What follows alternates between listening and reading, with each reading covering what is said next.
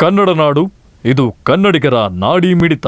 ನೀವಿನ್ನು ಕನ್ನಡ ನಾಡು ವಾಹಿನಿಯನ್ನ ಸಬ್ಸ್ಕ್ರೈಬ್ ಮಾಡಿಕೊಂಡಿಲ್ವಾ? ಈಗಲೇ ಸಬ್ಸ್ಕ್ರೈಬ್ ಮಾಡಿ, ಬೆಲ್ ಐಕಾನ್ ಅನ್ನ ಒತ್ತಿ ನೋಟಿಫಿಕೇಶನ್ಗಳನ್ನ ಪಡೆಯಿರಿ.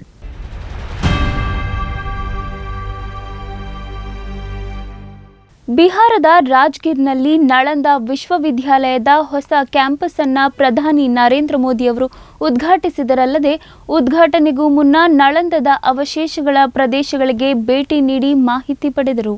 ಬಿಹಾರದ ರಾಜ್ಗಿರ್ನಲ್ಲಿ ನಳಂದ ವಿವಿಯ ಹೊಸ ಕ್ಯಾಂಪಸ್ ಅನ್ನು ಪ್ರಧಾನಿ ನರೇಂದ್ರ ಮೋದಿ ಅವರು ಉದ್ಘಾಟಿಸಿದರು.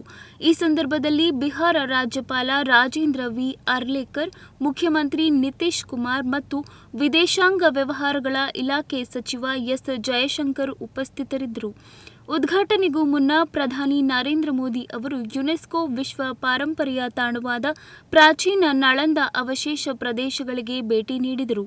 ಪುರಾತನ ನಳಂದದ ಅವಶೇಷಗಳು ಸನ್ಯಾಸಿಗಳ ಮತ್ತು ಪಾಂಡಿತ್ಯಪೂರ್ಣ ಸಂಸ್ಥೆಯ ಪುರಾತತ್ವ ಅವಶೇಷಗಳನ್ನು, ಇಲ್ಲಿ ಸ್ತೂಪಗಳು, ದೇವಾಲಯಗಳು, ವಿಹಾರಗಳು ಮತ್ತು ಗಾರೆ, ಕಲ್ಲು, ಲೋಹದ ಪ್ರಮುಖ ಕಲಾಕೃತಿಗಳನ್ನು ವೀಕ್ಷಿಸಿದರು. ನಳಂದಕ್ಕೆ ಪ್ರಧಾನಿ ಭೇಟಿಯ ಹಿನ್ನೆಲೆಯಲ್ಲಿ ವ್ಯಾಪಕ ಭದ್ರತಾ ವ್ಯವಸ್ಥೆಗಳನ್ನು ಮಾಡಲಾಗಿತ್ತು. ಎಎಸ್ಐ ಪಾಟ್ನಾ ಸರ್ಕಲ್ನ ಅಧೀಕ್ಷಕ ಪುರಾತತ್ವ ಶಾಸ್ತ್ರಜ್ಞ ಗೌತಮಿ ಭಟ್ಟಾಚಾರ್ಯ ಅವರು ಪ್ರಾಚೀನ ಅವಶೇಷಗಳ ಬಗ್ಗೆ ಪ್ರಧಾನಿಗೆ ಮಾಹಿತಿ ನೀಡಿದರು.